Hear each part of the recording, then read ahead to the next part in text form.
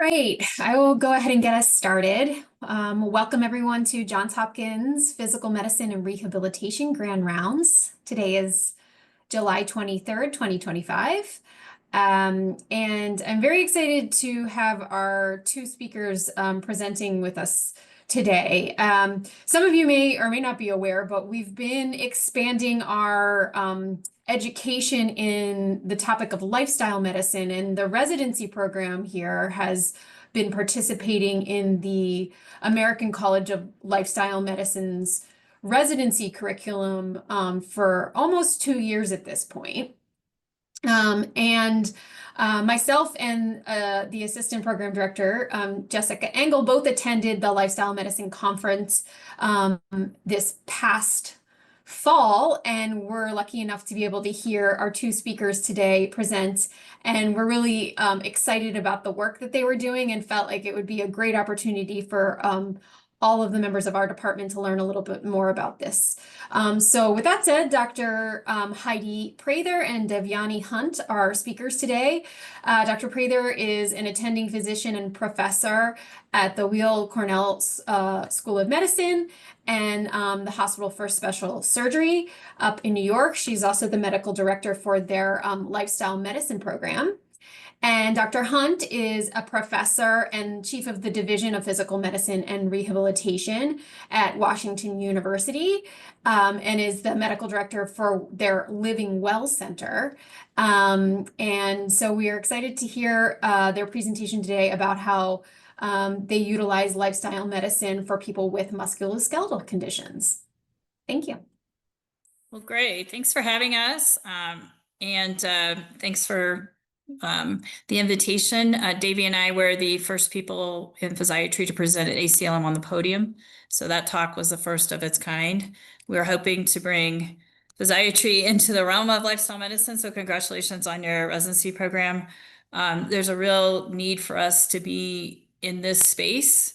And Davey and I have particular, expertise in musculoskeletal care. So obviously that's where we started it. But it's very applicable to all parts of our field. So hopefully, even if we're not talking about stroke and you're somebody in the stroke field, you say, oh, that would apply to my population. And that's something we could adopt. And that's the mission of Davey and I, is to help spread that word. Next slide. So my disclosures are primarily that I have internal grants and I still run a section at North American Spine Society. I don't receive any personal money for those things, and Davey has none. So next slide. So our learning objectives today was going to go talk again just about the rationale for integrating lifestyle medicine into musculoskeletal care, including the impact of these factors. And I'm gonna set us up with the why. I know we all know why, but talk to our patients about the why at a biological level and a physiological level. We'll describe key components and the practical strategies for implementing lifestyle medicine. In a nutshell, it was really hard. So we'll talk about that a little bit. And then evaluating clinical outcomes that we've observed in patients, where our research is going, and how we hope to really enhance this is being adopted as a way of a care model for our patients. So next slide. So I'm going to just the setup here so you understand how I came to say, let's use this as an implementation factor for our patients. So it's really about root causes. So osteoarthritis in general, there's no cure for this. And everything we do is to modify the disease through treatment. It's usually modifying symptoms.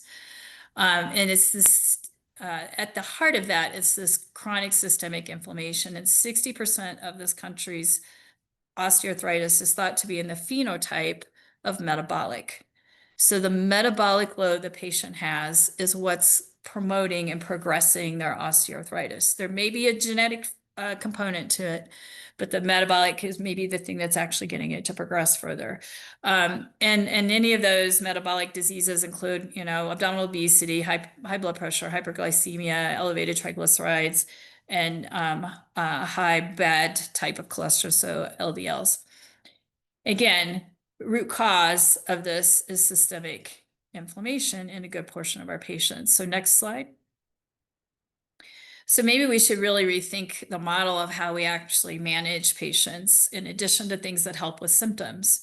There's preclinical models that are showing that obesity-related metabolic dysregulation, microbial dysbiosis can play a real important role in the progression of metabolic OA.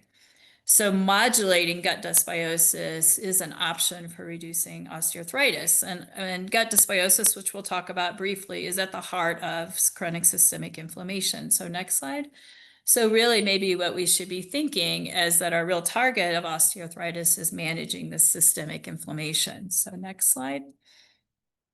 Great. And next one. Great. And then the next slide. Maybe we should rethink our targets on improving spine care. Again, a lot of the things we do really do help modify symptoms, which is super important, but maybe there's more we can offer patients.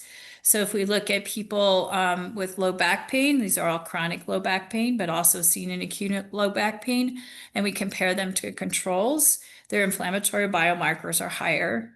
When their biomarkers higher, so is their intensity score on their visual analog scale, and their depression is more likely to be happening, and they have poor recovery. Well, we know those things, but when you look at this map here of looking at, these are two different IL-8 and IL-10 on this graph here, what I really was intrigued by was looking at the inflammatory markers, and the people who didn't recover, their inflammatory marker remained high. Is that just the spine problem, or is that the host that the spine problem is having, that, like the person itself, the physiology of the person? Those are things that are really intriguing and probably where we need to start thinking. So next slide. So one, again, should we rethink this? And maybe we need to inverse our perspective on looking at patient care and research and study the host environment of what we're doing, not just what we're doing, but the host environment of the people that it's happening in. And not just look at just the procedure or the medicine given. And again, maybe this target is, can we reassess looking at this target of chronic systemic inflammation? So next slide. Next slide. So this is a little bit small, but basically, how do we get there? It's a graph from this Bodai article back in 2018, and it really is that blue box is telling you about unhealthy diet, sedentary lifestyle, high stress, and even medications. And these together can create microbiome dysbiosis, so that good and bad bacteria imbalance in our gut. Oxidative stress and actual cellular injury. Those things accumulate and become chronic systemic inflammation, which are found to be the root cause of these metabolic conditions. We also know, though, that's the same thing is happening with our musculoskeletal patients. So next slide, whether that's osteoarthritis, overuse musculoskeletal conditions, spine conditions, and even chronic pain. So next slide. And many of us know that, yes, a lot of our patients have both of these, right? Have low back pain and type 2 diabetes, right? That's a harder patient to manage oftentimes for many reasons. And then next slide. So lifestyle medicine is really focused on mortality or longevity, right? Increasing your life and improving your quality of life because of the length of it. And in our world, we're really looking a lot about quality of life and reducing morbidity, and maybe marrying these two things would really be helpful. So next slide. So this is how I've adapted their drawing. So again, on the right-hand side here, musculoskeletal and spine conditions, oftentimes what happens is pain catastrophizing can occur, pain-related fears occur, people stop moving, they avoid things, impairment, disability, anxiety, depression, it becomes a circle. And a lot of us in physiatry, especially if we're in this role, we're trying to figure out how to break that cycle and at what point can we do it. We know that is related to inflammation, which shares these roots on the left-hand side of these metabolic disorders. So next slide. And at the heart of this, again, is gut dysbiosis. And all of these disorders listed here are related to gut dysbiosis. So that imbalance in gut bacteria, which disables short-chain fatty acid creation, which is at the key to health. We know musculoskeletal conditions, oftentimes our patients have this. And unknown in isolation. Probably the best studied area in musculoskeletal medicine is going to be osteoarthritis and its relationship to gut biome and effects on cartilage. So I think that musculoskeletal conditions are going to get added into these circles. Next slide. So lifestyle medicine, which is using all 6 pillars simultaneously to address a chronic lifestyle related disease, have been shown to treat, prevent, and reverse these diseases. So it seems like the next logical step would be, if they're rooted in the same thing, why not try this model with the patients we're seeing with musculoskeletal problems? So next slide there. So we're using it for a treatment intervention, and we're working really hard to publish. Those are publications between WashU and HSS, and that look at here's cause and relationship, and here's some of our outcomes of our individual programs. We need lots of evidence around this to show the model works, because obviously we need to work towards a sustainable financial model for programming like this. So next slide. So I've set Davy up for success here. She's going to talk about what's going on at Washington University. Thank you, Dr. Prather. That was a great overview. And yeah, I think it's really important to focus on those pillars of lifestyle medicine and why it can really make a difference. But I also wanted to kind of briefly thank you all for the invitation for me to speak today too. This is definitely one of my favorite topics, and I'm excited to be here.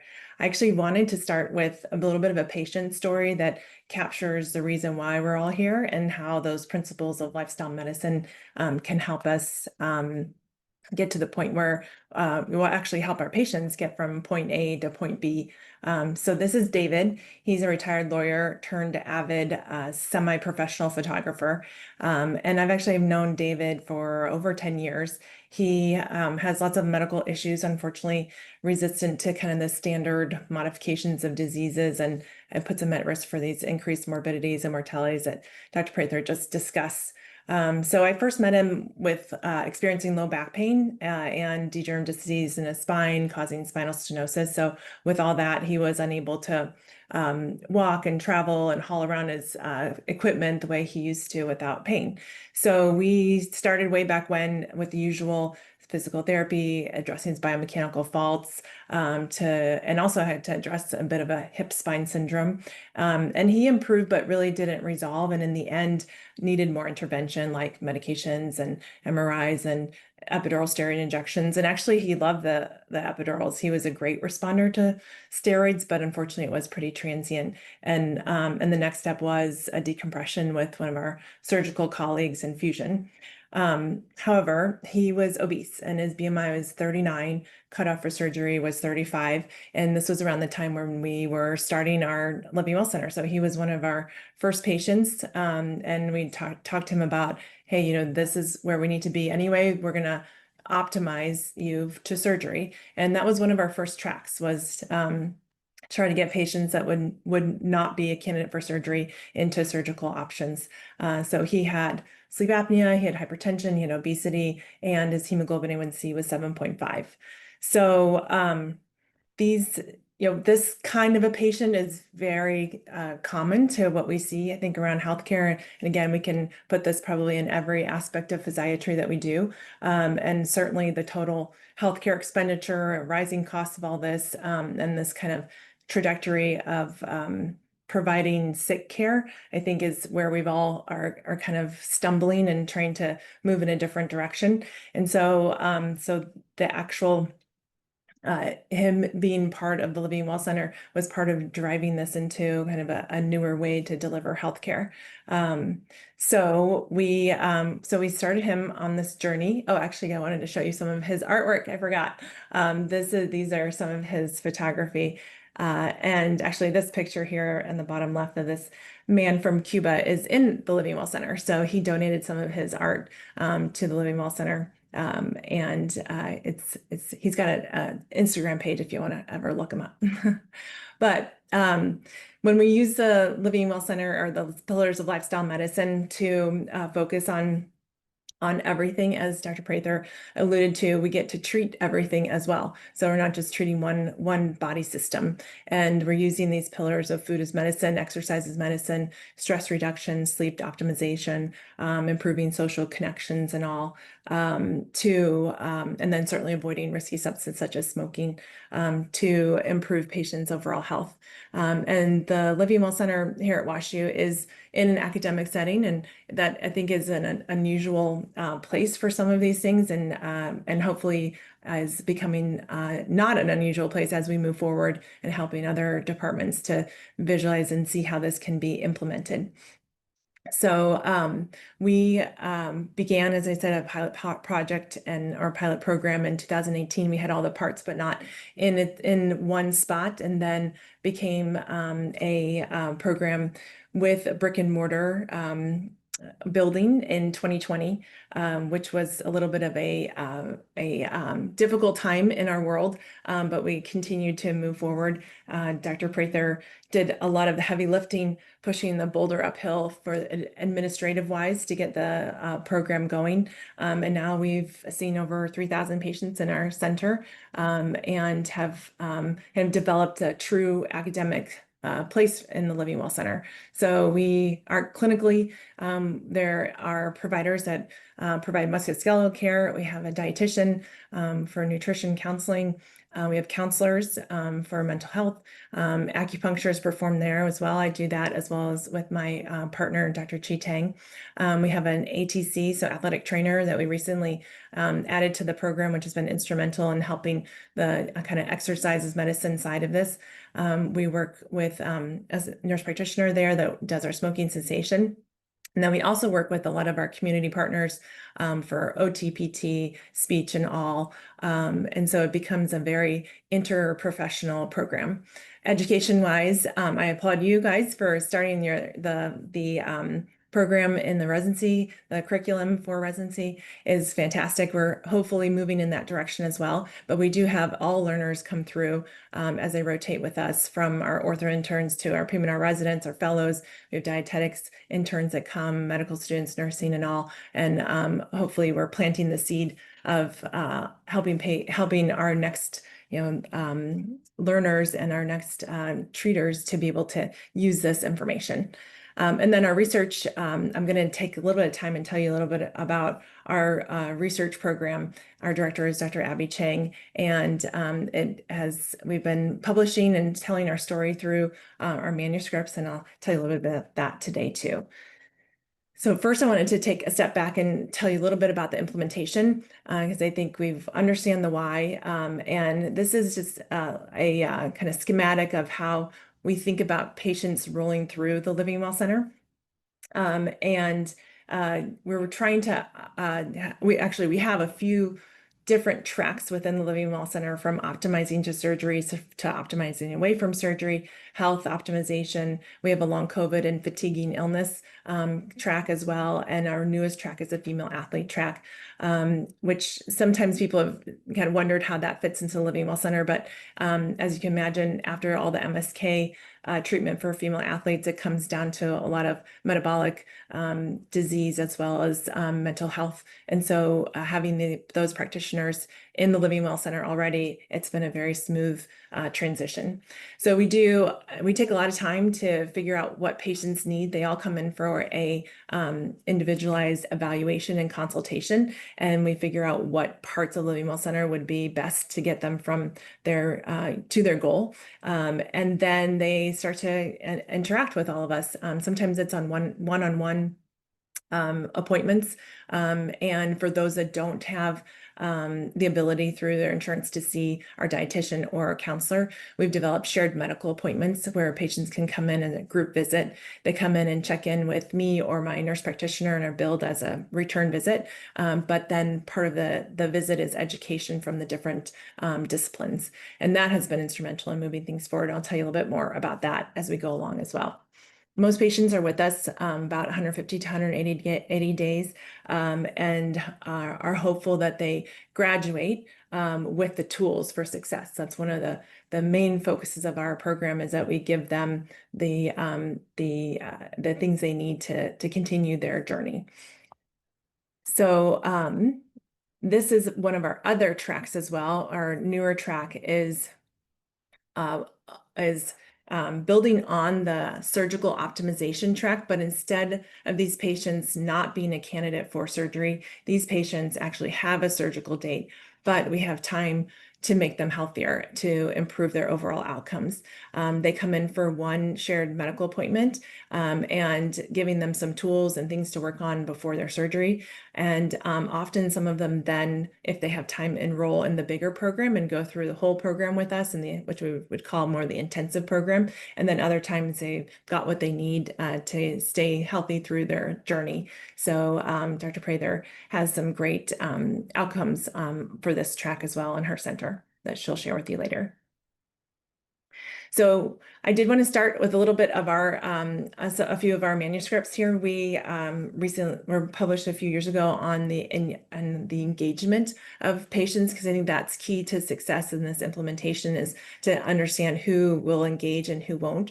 We spent a lot of time on figuring out if they're ready for change using lots of different measures. But overall, we found that in the first 1,200 evaluations, 74% of patients enrolled and 47% of these patients completed the program. And then within that, 1 in 3 made clinical progress, which for these types of this type of programming is as high in those numbers. I think part of it is that we are to some degree picking and choosing who initially we would kind of welcome into the program. But as we've gotten bigger and more services are sending the patients directly to us, these numbers have still stood. And so we do think that we're capturing patients that are ready for change. And I used to go around and tell people about the program and say, these are the different diagnoses that we treat and kind of ways to think about it. But now oftentimes I'm saying, hey, if you just have a patient that's motivated for change, then we can help them in some way, an aspect of their medical kind of, the whole health of the person.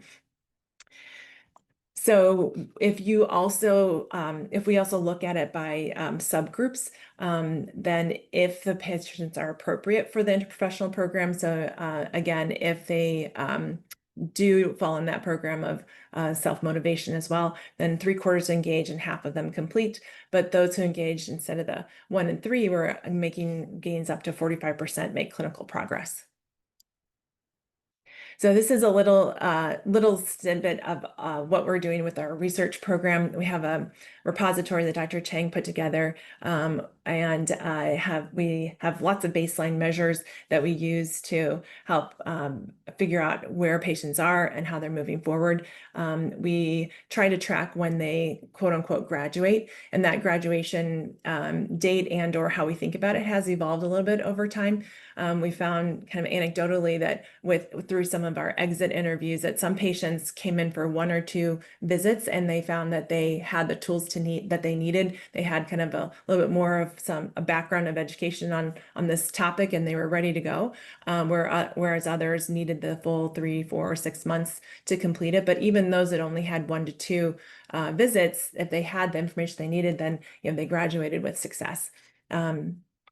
So these are some of the things that we look at, the particular scales we have kind of vetted to make sure that they meet our goals. And we published our feasibility study in 2021, where we also showed some of our results where 80% of that cohort completed the program. That was 26 adults that were kind of handpicked to be part of the program.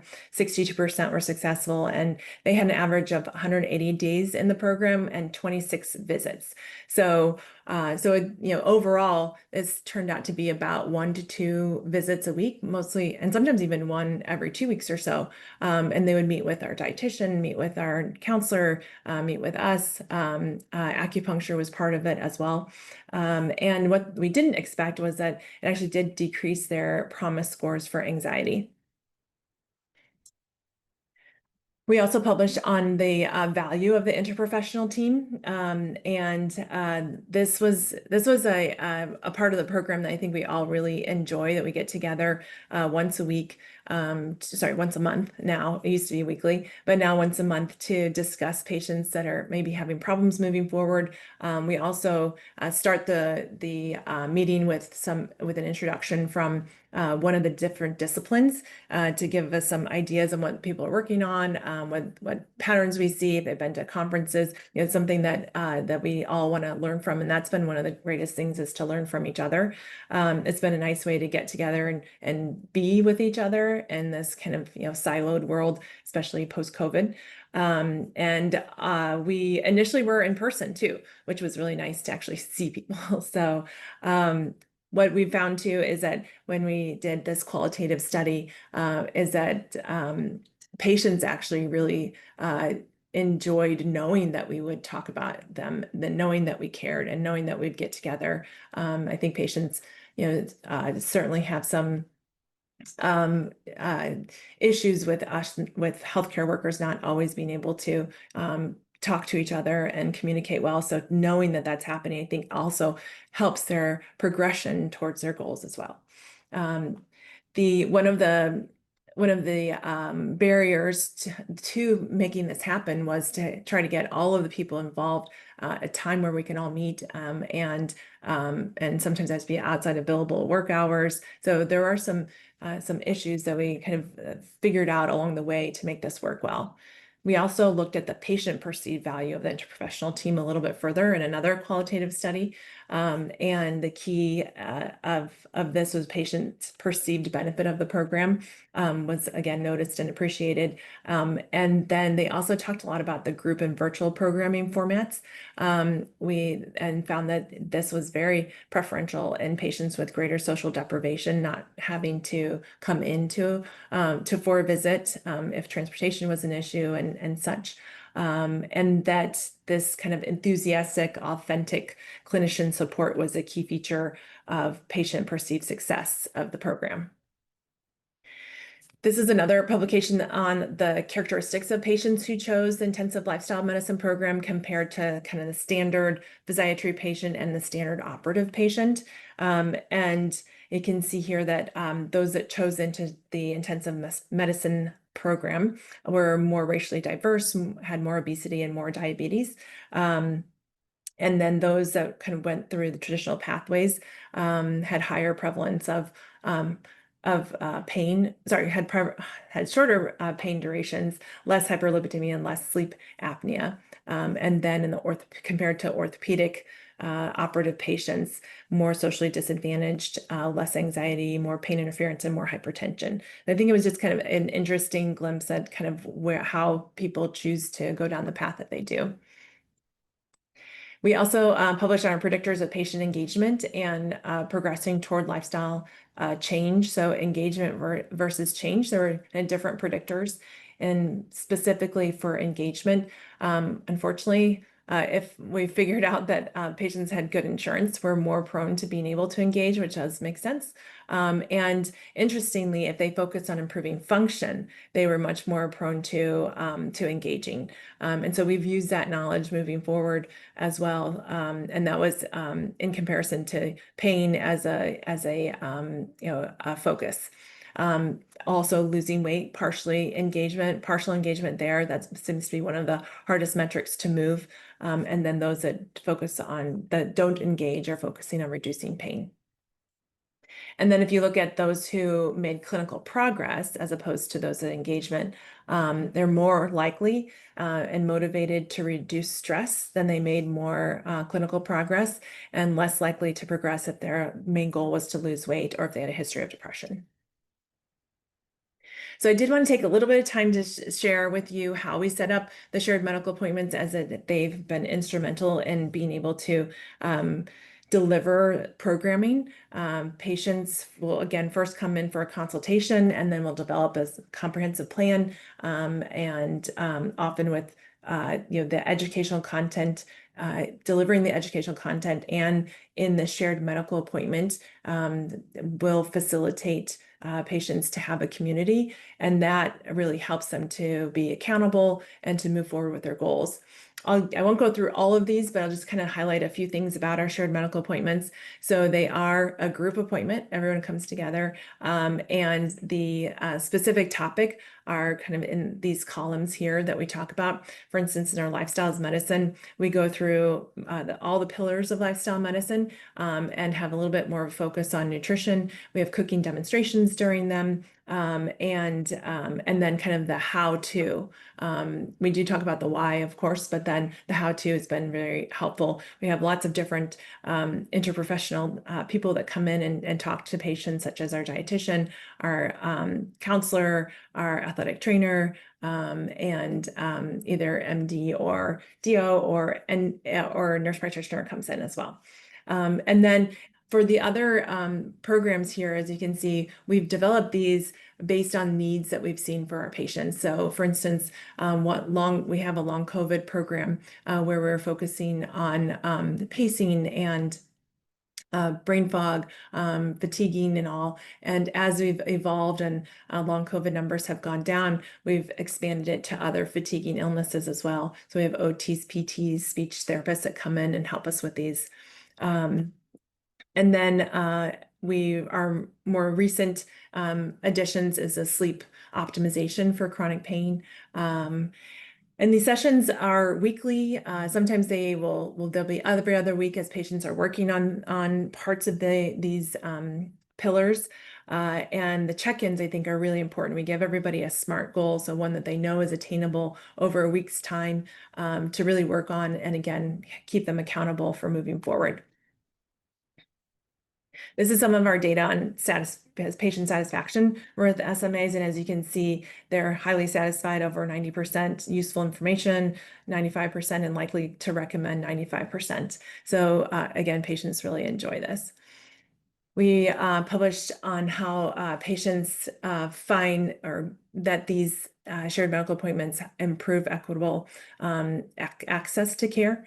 And this has been something that we've been proud of and hoping that we can keep moving this forward. So I will turn it back over to Dr. Prather to give you more details on her programming, implementation and all, and then some of her exciting outcomes. Great, thanks for that. Just to emphasize how good her data is, the average person in the community, 20% of the population is ready for active behavioral change, and the other 80% is not. So when you see a 47% turnaround, the people actively engaged, completed it, and made change is twice as high as what's in their usual community setting. So it means we're finding the right patients that are ready for that. Hopefully, as we learn more about it and people get more exposed to it in the community setting, we'll see even more of that. But that's just when I finally understood the difference between the patient in front of me who had a chronic pain syndrome versus the person who had a chronic pain, but was really an active participant in their care, the light bulb went on. I wish I'd known it 20 years earlier. And the goals become very different, not just for the patient, but just for the provider. So just that tidbit, her data is phenomenal. So you might notice that the little diagrams look a little similar because the program's kind of one reached out from the other. I'm at the Hospital for Special Surgery. I was recruited there specifically because of this program. And I'm grateful to the Hospital for Special Surgery. They're number one, and they want to stay number one in orthopedics, and they know they got to get their people healthier to do that. And so my first goal was obviously try to help out the surgical patient. I've enrolled non-operative patients the whole time with every type of musculoskeletal condition, but the real focus, which is where the incentive goes for the institution to fund this to get it started, was that. So I started a pilot program there, like totally starting over. How do you find 20 people? That'll be your pilot. No one wants to change here. I hope you can find 20 and see if you can try to make them healthy. Found 100, had great data, sitting at the table, and the associate surgeon-in-chief says, we're going to mandate this. And they mandated on weight, which would not have been my choice, but I'll take the challenge because now I've got this opportunity to get in front of every single patient that might need this and see where we go with data, and we can learn a lot, and I have comparative groups. And so I got called another time by an administrator, and they said, well, no one wants to change, and this person got canceled right before surgery, and everybody's mad. Surgeon's mad, anesthesiologist mad, patient's mad, everybody's mad. What would you do? And I went, what would I do? Is this my patient? And I said, can I look at the chart? And the person had 5 chronic diseases, 2 of which were uncontrolled. And I said, well, I would side with the anesthesiologist. I'm making the right call. You should cancel the patient. He goes, no, that's not what my question is. What would you do with this patient? I said, oh, well, I just figured out if they're ready to change or not. And if they're not, Heidi, no one wants to change. I'm reminded of it every day by New York administrators. But well, I said, we'll just do what the evidence says. And the evidence says, give them the information and start to marry topics together that they're not aware of or married together. So the knee arthritis you have, how swollen it is today, is related to the pepperoni pizza you ate last night and your diabetes being out of control. And when you start to marry things, an aha moment can happen for people. And they might start to move from, I've never thought about change, to I've thought about it. Now I'm get ready to get the tennis shoes, still not ready to walk in the door of the intensive program, but you start to help people move along, and you give them the information, you give them resources, say, hey, I'm here when you want to contact me, and you let it be. What's interesting is we've had people that would triage into that group, and we have a triage call center that all these patients are routed to. And we've been able to move them into the intensive program, because once they learned about what we were talking about, they really got motivated. So we have 2 tracks. We've started a 3rd one, which I'll show you here in a minute, this past year. So the intensive program, which I'll talk about, and then the selective program is really for people not interested in behavioral change, but they're given lifestyle information and facts. We do work with the endocrinologist on obesity medicine. So for folks who are interested in GLP-1 medications, they have access to that. We have only about 20% of people opt into that, which is, again, I'm surprised of, especially in New York. And so that's basically the outline of our system. We've developed an aftercare program, which is really hard, because how do I make that economical so that the hospital sees it as something important? And all of this, again, we're doing digitally. I don't have a beautiful building space in New York. So it's all virtual at this point. So next slide. So in our program, similar to what Davey showed you, this is kind of what ours looks like in our intensive track. So that's people that are really in an active state of behavioral change. They can work with exercise physiologists, physical therapy. We now have 2 dietitians plus a per diem person. Weight management, again, the endocrinologist. We have a smoking cessation program. They have a health coach. I've partnered with people outside of the institution that are now part of the program.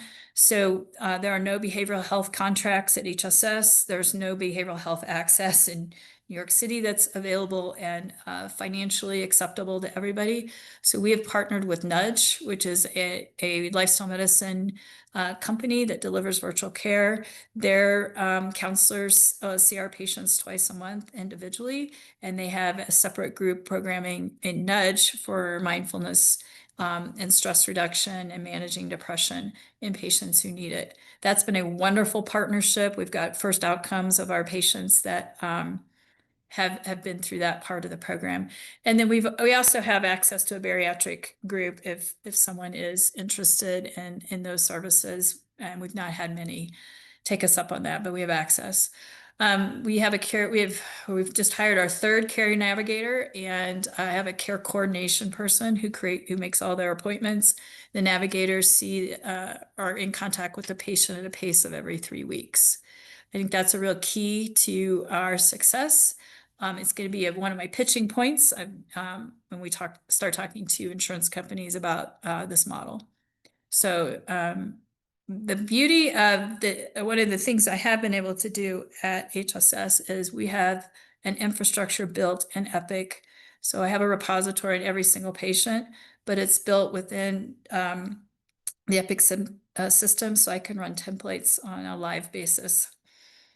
So next slide. We have shared medical appointments, just like Davey showed. Ours is evolving because we're a newer program. Our culinary medicine is again a partner. Karen Dugan is a culinary medicine expert certified. She's also a certified health coach. Her medical director is Jim Loomis, who's the medical director of the Barnard Clinic out of WashU. So all of this is done virtually. She's come in person, and then we have classes that she runs with food prep and how to cook. In addition to, I've had her in for special events. We have a paced weight management program using whole foods, plant foods, and then WashU and HSS have just partnered to have a standardized 4-part sleep health program. We've started ours already this month. We opened it up the first day. We had 26 people sign up. We were capping it at 12, so we're already running 2 classes of that. So that's going well. Next slide. We've had some breakoffs into special topics. We're running a breathing class. We're doing a use of acupressure for self-managing pain relief, and we've got a book club going, which has been really well received. I can get about 40 and 50 people online for those right now. So the sky's the limit. That's why I'm saying if you're not in musculoskeletal care, but you're in stroke care, I know there's things like this that are really would be on topic for your patient population. And the beauty of it is it can be a very creative process and very satisfying, not just to your patient, but to you, because you have the time to spend with patients, giving them this information, having a back and forth, and it creates community amongst the patients, which is obviously one of the pillars of lifestyle medicine. So next slide. You're almost going to see this. This thing is 2 years in the making. I hope it comes out before I'm in the ground. I've worked hard on this. So this is I wrote it with James Loomis and Karen Dugan, and it's a guide for lifestyle medicine as it pertains especially to musculoskeletal health.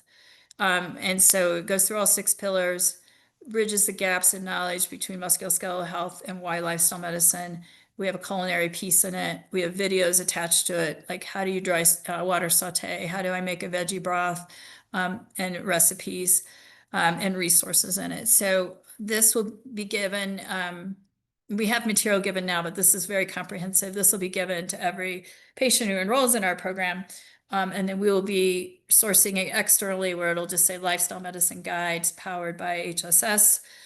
So it won't have the HSS logo on it. And I'm hoping any of you that would find this helpful will be able to purchase it for a very small amount of money. Not trying to make money off it, but this stuff takes so long to create. Our goal, because it's digital, is that we'll be updating it yearly. So next slide. So one of our patient's journey, this is an example of a patient that came to us from a surgeon. She had chronic low back pain and severe neoarthritis and was seeking a total knee replacement. Assessing her health risk as she entered the program. She had class 3 obesity. She was pre-diabetic and vitamin D deficient and didn't know she was till we tested her. She had 0 minutes of physical activity weekly and her average pain was 7 out of 10. She set her goals and picked her treatment team, and she saw a lifestyle medicine provider for a one-on-one visit and then went to group visits regarding nutrition. She went to 4 one-on-one visits with the dietitian, 1 visit with the PT, and 3 visits with our health coach. At 8 weeks, her outcomes were she had lost 10% of her body weight. Her hemoglobin A1C was normalized. Her vitamin D had normalized. She was going from 0 to 100 minutes of physical activity weekly. That's before her knee replacement. I always emphasize that with the surgeons. And her pain score had gone from a 7 to a 2. So that's without extra meds. That's not without procedures. That's just she was all in and bought into the program and did great. Next slide. This is our latest track on the surgical piece and the pre-surgical piece, which is a hip preservation team. I've been involved in hip preservation. I think I'm one of the oldest people involved in hip preservation as a non-operative person in a comprehensive center. Started it in 2000. Dr. Closey came to WashU. So I've been with this patient population a lot. This patient population really needs help. And I'm very lucky now that I work with the head of hip preservation at HSS is a gentleman named Ernie Sink. And he is very interested in this. So it's really great when you get to partner with somebody who knows, not sure what their patients need, but is actually involved in the process of helping that. So this is an example. So it's called the HIP Integrated Program for Wellness. It's a track of the intensive program of lifestyle medicine. 32-year-old female with hip pain in the setting of acetabular dysplasia with posterior pelvic girdle pain, and she was optimizing her health prior to a periacetabular osteotomy. So if you don't know what that is, it's when the surgeon cuts their pelvis in half, rotates the pelvis, and then puts it back together. And there's a lot of screws and silver things that are going in. It is a big operation. It's about a 6-month recovery. And most of these people are young, like this lady. Her past medical history include irritable bowel syndrome, EDS, as well as POTS. So she had autonomic dysregulation, hypermobility, all types of things that cause pain from different reasons. So her health risks on her enrollment is that she was high risk for anxiety and depression. Her sleep was poor. She was unrested 5 hours, so she had a sleep impairment. She was vitamin D deficient. She was getting about 60 minutes of physical activity a week, and her average pain was 8 out of 10. So her coursework looked like one-on-one visits with the lifestyle medicine provider and group visits with nutrition, sleep, and mindfulness, particularly the breathing part. She saw the dietitian twice. She completed 16 weeks stress management program with our partner Nudge, 6 visits of physical therapy, and 7 health coach visits. And she went on to have her PAO and has done really, really well. Next slide. We published our outcomes. I'm very proud of this. We're the first to publish on outcomes of using lifestyle medicine as a means of improving health prior to surgery. Next slide. And our program utilization, you can hit the next button there, Davey. It's primarily women, it's primarily older. Patient improvements that we see include weight loss. Obviously, a lot of them have a weight loss goal. Their numeric pain rating score goes down 3 points on average when they complete the program. 61% of them with an abnormal hemoglobin A1C see a mean reduction of 0.5, which is quite big, but that's the mean. 7.5% of them, their CRP lowered. We've seen reductions in cholesterol and improvement in vitamin D. So next slide. This is where we're expanding now. This is a busy slide, but basically I'm showing you the specialty journey on this side. This is where you can be very creative in the patient population you need to hit. So I'll go through every service line at HSS. We have an osteoarthritis program that's 3-4 statewide that's opening that we'll be the main providers for. So that'll be tens of thousands of patients potentially coming through at some point. We're doing a women's health across the continuum. I'm actually going to choose to start with menopause and then an aging track. We can figure out where patients are. Are they before surgery? Are they a surgical candidate? Are they optimizing or trying to qualify for surgery? Is it post-operative or non-operative? And then we'll classify them if they're in intensive, in the selective plus group, which will be people who pick and choose what they need, and set their goals, and maybe not as a fast or intense pace as the intensive program. And then again, the selective is for that preoperative group that's not interested in change. So next slide.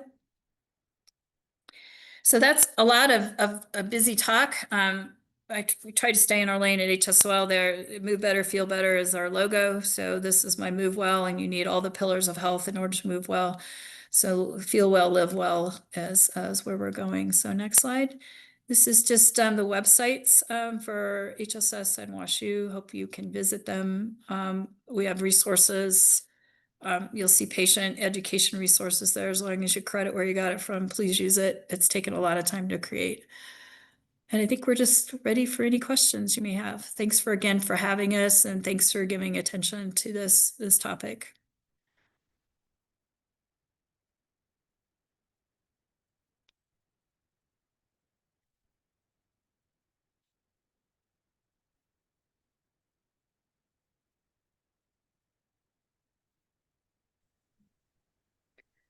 Thanks for the great talk. This is Ning. I have a question. Probably you mentioned before, all the patients need to have insurance cover the program.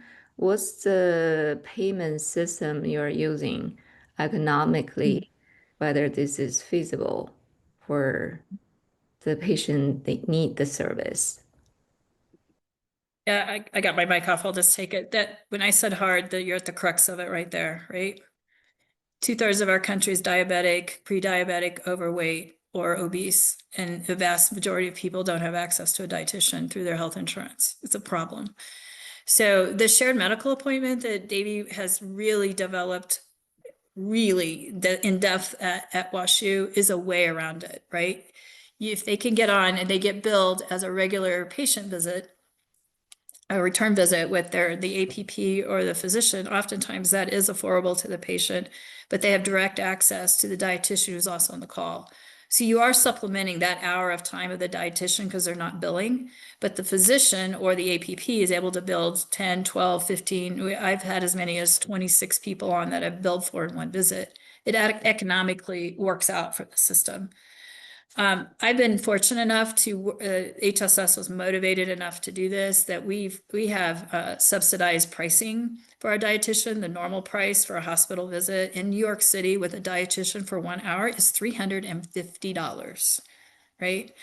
And a return is $170. So no one's gonna, I mean, they have people in New York that can pay for that, but I'm not amongst all of them. So they've subsidized that, and they've got it down to a regular appointment is around 130 for the first eval, and it's under 100, like it's 75 for a return. The rest of the things you can pretty much subsidize through group programming. People may need one-on-one, but I think that's the biggie, and that's the big trick when you're pitching this is you've got to align with the goals or the incentives of whoever you're addressing it for, because in the beginning you're going to need some uptick.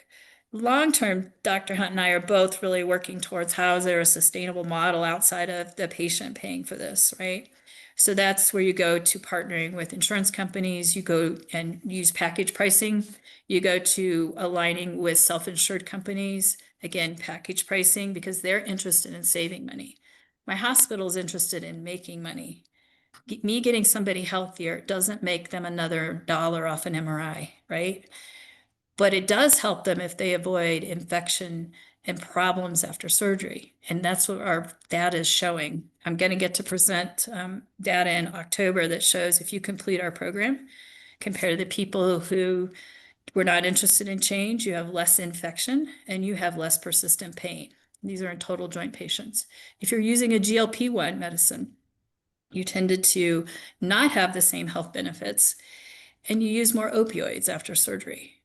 So we've got to get past this one-trick pony that weight is the only problem. Weight is a big problem, but it's associated with inflammation, as are these other combining factors. And I think Davey and I are very, very mission-oriented on that. I've been at this 11 years. I first pitched this to the CEO of Barnes Hospital in 2014, and in 2025, I had first insurance company said, "Heidi, give me a bid." So we're just at the beginning of this. Davey's had one experience with that already. And we got to get it there, because when we get it there, then we can really blow this wide open on the care we can deliver. I hope that answered that. Very long-winded, sorry. Thank you. Thank you. Thanks for your insights. Thank you so much for your presentation, Heidi and Dejani. My question is more practical, like to get something like this started, and it looks like, you guys put a lot of work. What do you think is the key piece that you need to get it going? I can start if you want, and I'm sure I'll defer to Dr. Prather as well. But it really depends on what kind of medical setting you're in. Private practice is much easier to set something up like this than in academic medicine. So I think it really relies on your leadership and their desire to have such a program as well. You have to really align together. Financially, it's risky, and we're not making money on this. So you have to also be in a situation where it's okay to break even. And then I'd say the one thing that's really saved us in certain situations to be able to kind of pay providers, so like our dietitian and such, that may not be able to break even, is to have grateful donors as well. Yeah, I think incentives are everything. The ACLM will give you, the American College of Lifestyle Medicine will give you the advice. It's got to be at the level of the CEO. For me, it was both times. Both CEOs were the ones that gave me the green light on both programs to start. You're at a major university. They need you to do this. You figure out which other programs you can partner with that need this. You can use my data. HSS ortho, go to ortho. HSS, maybe the tit for tat on the balance sheet, maybe I'm breaking even. But 185 patients the first year I showed up and got this thing going had surgery that would not have had surgery the year before because of the program, because they got healthier. You can do the math in your head. No one's going to let me have credit for that, but that's 6 to 9 million in surgical billing. I got another budget and I got another dietitian, right? What that did was help me expand the program. So you have to like really align with who your other partners in a major medical system would. Cancer is another great one, right? To align with, and they need you. And we know how to pull off interprofessional things, and we know how to work in groups, and we know how to set goals, and we know how to have patients set goals. We have all these intrinsic factors that other specialties just don't have because it's part of our basic training. Makes sense. Thank you both. Mm-hmm. I have a question regarding the occupational basis for musculoskeletal pain. So if somebody's having chronic pain conditions due to what they're doing as an occupation, and the occupational task itself may be, ergonomically inappropriate, or their biomechanics are overwhelming or something like that. So if somebody's looking for, pain relief from musculoskeletal condition due to a work-related or an occupation or hobby-related thing, does your model incorporate any evaluation of the tasks that are causing the pain as part of the solution? So you have occupational medicine involved in this, for example. Mm-hmm. I can start by saying that the physical therapists and occupational therapists that we work with are very goal focused and oriented. We work on took some of that work from Dr. Linda Van Dillen here at WashU, who published on this, where if you have a goal, a focused goal, and working on that particular movement pattern can be very helpful. So, we actually, part of some of our discussions in our interprofessional meetings rely on that, and then we get kind of everybody on the same page of what that specific goal is. So it's part of what we're doing. Dr. Prather, Eva? Yeah, the same thing. I mean, obviously, eventually, a lot of times they have to get to that FTE, but what we're implementing the same thing that she's talking about. So, which it's a functional assessment, right? It's not that you need to learn how to do glute med strengthening by doing clamshells. It's you need to know how to pick up the box off the floor and unload the dishwasher without causing a pain problem. And so, Dr. Van Dillen has this very standardized approach, and they actually have your therapist can get training on it. I think they offer a training session at every eight annual meeting for the APTA. Highly recommend that. I had our people get trained at where I currently practice at HSS. I mean, we have physical therapists in 4 sites now. I don't know how many hundreds there are total in the department. But they're very manual based. They're very post-operatively based. So me talking about functional assessment was like I was from Pluto. So we actually had a group of them go get that specific training, and then it's standardized and it's reproducible, and I find it very helpful. So would a functional evaluation be an evaluation of the work itself and how it's done? Like somebody working as a mechanic or a musician, for example, were interested in musculoskeletal problems due to playing the piano. So if somebody went in there, would be somebody who could evaluate the posture and the biomechanical forces and stuff like that specific to the task that's causing the problem. Yeah, I don't know about the biomechanical forces assessment because I think that's dependent on your place, but definitely the like numbers in a lab. I don't think you're going to get that, but you are going to get and she's got it down to a method that's reproducible. I think that's the big thing. Otherwise you're relying on that person with that skill set, and this person over here has that skill set, and this kind of makes it more of an even playing ground, and patients can get basic information out of that. Thank you. Mm-hmm.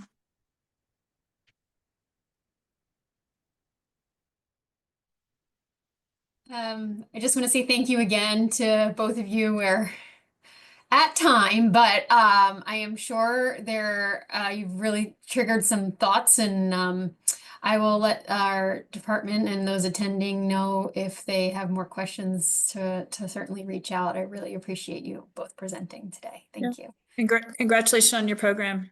Yes, Thank you. thanks for the invitation. Happy to answer more questions. Have a great day, everyone. Bye.